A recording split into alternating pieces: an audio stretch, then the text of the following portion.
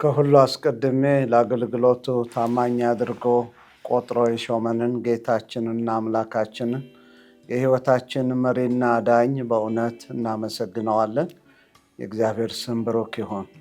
ዛሬ ወንድሜ ነቢይ ሱራፌል አጠገቤ ያለ 2018 ላይ በዚህ በቶሮንቶ ካናዳ ከተማ መጥቶ አገልግሎትን ሰጥቶ ነበር።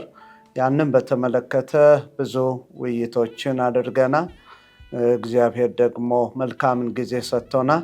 ስለዚህ ከ7 ዓመት በፊት ስለሆነው ሁኔታ በጥቂቱ ወንድሜ ነቢይ ሱራፌል የሚመለከተውን ነገሮች ይነግረናል። ሰላም ጤና ይስጥልን።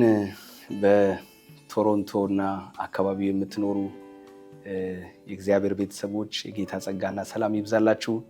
እንዲሁም ደግሞ በጂቲኤ በግሬት ቶሮንቶ ኤሪያ ያላችሁ የህብረቱ መሪዎች፣ የአብያተ ክርስቲያናት መሪዎችን ሰላምታዬን በመጀመሪያ ማቅረብ እፈልጋለሁ። ዛሬ ፓስተር እድሉን ስለሰጣችሁኝ እንደ ጂቲኤ እንደ ቶሮንቶ አብያተ ክርስቲያናት ከእናንተ ጋር ለማውራት ለመነጋገር በመልካሙም እንዲሁም ደግሞ በጎደሉም ጉዳዮች ላይ ውይይት እንድናደርግ እድሉን ስለሰጣችሁኝ ከልቤ ማመስገን እፈልጋለሁ። ትልቁ ስልጣን የቤተ ክርስቲያን ነው ብዬ አምናለሁ። የክርስቶስ ኢየሱስ ሙሽራ የሆነችው ቤተ ክርስቲያን ከነ እድፈቷና ከነ ፊት መጨማደዷ ገዢ ናት። የእግዚአብሔር መንግስት ሁሉን ይገዛል ስለሚል ገዢ ናት ብዬ አምናለሁ። ለቤተ ክርስቲያን መሪዎች ለአባቶች እውቅና መስጠት መታዘዝ ከእግዚአብሔር ዘንድ በረከት አለው ብዬ አምናለሁ። ደግሞም እውነት ነው። እንግዲህ የዛሬ 7 ዓመት በቶሮንቶ በ2018 በቶሮንቶ ትልቅ መንፈሳዊ ክሩሴድ እንደተደረገ ኮንፈረንስ እንደተደረገ እናስታውሳለን። ምናልባት ከ4000 እስከ 5000 የሚያክል ህዝብ ከዚህም እንዲሁም ከተለያዩ የዓለም ክፍሎች በመሰብሰብ በዚህ በቶሮንቶ ኮንቬንሽን ሴንተር ትልቅ መንፈሳዊ ፕሮግራም ተደርጓል። በዛ ፕሮግራም ላይ እግዚአብሔር የሰራቸው ብዙ መልካም ነገሮች አሉ። የነፍሳት መዳን፣ በስጋ ሰዎች ተፈውሰዋል። ከልዩ ልዩ ከአጋንንታዊ ስርዓት ሰዎች ነፃ ወጥተዋል። እንግዲህ ዛሬ የምናወራው ስለዚህ ኮንፈረንስ ነው። በዚህ ኮንፈረንስ ላይ የተደረጉት መልካም ነገሮች ሁሉ እንዳሉ ደግሞ አደራረግ አካሄድ ላይ ደግሞ ከእድሜም ትንሽነት የተነሳ እንደገና ደግሞ በደንብ ኦርጋናይዝ ማድረግ ካለመቻላችን የተነሳ የተፈጠሩ ክፍተቶች አሉ፣ ይኖራሉም አሉ። ዛሬ ከአብያተ ክርስቲያናት ከጂቲኤ አብያተ ክርስቲያናት እንዲሁም ከካውንስሉ መሪዎች ጋር በመሆን በዚህ በቶሮንቶ ድንቅ ጊዜ እያሳለፍን ነው። የመመካከር ቅድም እግዚአብሔር ሰው እንደተናገሩት ፓስተር ኤፍሬም እግዚአብሔር እንዋቀስ ብሏል እና እግዚአብሔር እድሉን ሰጥቶን የመነጋገር ፊት ለፊት ፌስ ቱ ፌስ የመነጋገር እድል አግኝተናል። መተራረም ያለብንን መነጋገር ያለብንን ነገር ተነጋግረናል። ግን ደግሞ የእግዚአብሔር ሕዝብ የተከበረ ነውና የክርስቶስ ደም የፈሰሰለት አምላክ ሰው የሆነለት የባሪያን መልክ ይዞ የተዋረደለት ታላቅ ሕዝብ ነውና ይህንን ሕዝብ የሚገባውን ክብር መስጠት እንደገና ደግሞ የእግዚአብሔር ሕዝብ ቅር ባለው ጉዳዮች ላይ ደግሞ ቁጭ ብሎ ለሕዝቡ ማስረዳት አስፈላጊ ሆኖ ስለተገኘ ዛሬ ተገናኝተን ብዙ ነገር ተነጋግረን ዛሬ ደግሞ ወደ እናንተ መተናል። እግዚአብሔር አምላክ የተባረከ ይሁን። አንደኛ የአንድ ቀን ፕሮግራም ነበረ።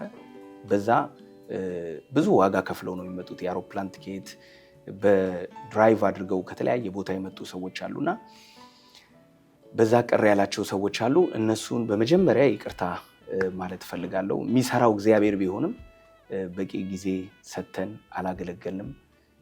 ግርግሩን ብዙ ስለነበረ ያንን ነገር ማድረግ አልቻለም። ስለዚህ በዚህ አቅጣጫ ያዘናችሁ ወንድሞች እህቶች ካላችሁ እናንተን በመጀመሪያ ይቅርታ መጠየቅ እፈልጋለሁ።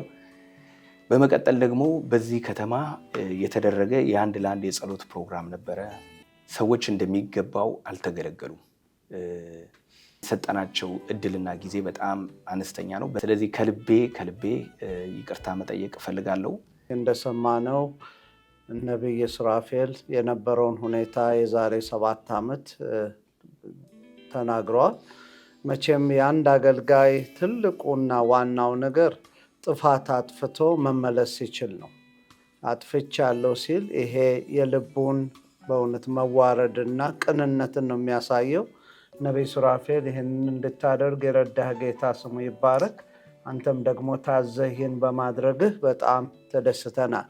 እንግዲህ ምናልባት እኔን ስናገር ምናልባት የራሴ ነገር ብቻ ሳይሆን በጂቲኤ ኤሪያ በኢትዮጵያውያንና ኤርትራውያን አንድ ላይ ተሰብስበን በመምከር በመጸለይ የእግዚአብሔርን ስራ በመስራት በጋራ በህብረት ላይ ስላለን አሁን ለጊዜው ያንን ህብረት በመምራት ላይ ስላለው የራሴ ድምጽ ሳይሆን ከኔ ጋር የሚያገለግሉ ብዙ ፓስተሮችን አገልጋዮችን በመወከል ነው።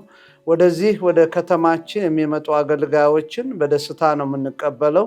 ነገር ግን ከእግዚአብሔር ቃል ውጪ የሆነ ስርዓትን ያጣ የለቀቀ ነገርን ሰዎች ሲያደርጉ የእግዚአብሔር ቤት አደራ አለብንና ያንን ዝም ብለን አንመለከትም። ወደፊትም የምናደርገው ነው። ከዛሬ በፊትም አድርገናል። ስለዚህ ዋናው ዓላማችን ሰዎች እንዲመለሱ፣ እንዲቀኑ፣ መልካሙን መንገድ እንዲያዩ፣ ያላዩትን ለማሳየት ለመጠቆም ነው እንጂ በማንም ላይ ለመፍረድ አይደለም። እኛ የነቢያትን አገልግሎት አንቃወም። መጽሐፍ ቅዱስ ስለሚናገር የነቢያት አገልግሎትን እንቀበላለን፣ ሌሎችም በመጽሐፍ ቅዱስ ላይ የተጻፉትን። ነገር ግን አሁንም በድጋሚ አስምሬ የምናገረው ወደ ከተማችን ያለ አግባብ መጥተው አመፅና የተለያየ ነገር የሚያደርጉ አገልግሎቶችን እንቃወማለን። ስላለብን አደራና ስለተሰጠን ደግሞ የወንጌል መልእክት ስንል መክፈል ያለብን ሁሉ ዋጋ እንከፍላለን። እግዚአብሔር ይህንን እድል ስለሰጠን እንደገና በጣም አመሰግናለሁ።